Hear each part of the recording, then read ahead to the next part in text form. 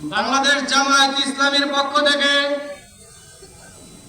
আইন শৃঙ্খলা রক্ষা, বৈষম্য বিরোধী ছাত্র জনতার আন্দোলনে শহীদ এবং বিশ্ব বরেণ্য আলেম দিন শহীদ আল্লামা দেলোয়ার হোসেন সাঈদী রহমাতুল্লাহ আলাইহি এর শাহাদাত স্মরণ এবং চলমান আন্দোলনে আহত, হসপিটালে অবস্থানরত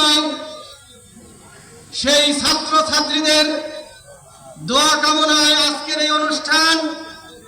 এই অনুষ্ঠানে যারা উপস্থিত হয়েছেন তাদের সকলকেই জানাচ্ছি আন্তরিক অভিনন্দন ও মোবারকবাদ। আমি বক্তব্য দিব না, বক্তব্য দেওয়ার মতো অবস্থা আমার নেই, কিন্তু আমি একটা কথা আজকে এখানে বলতে চাই। আজকের যে ব্যানারে লিখিত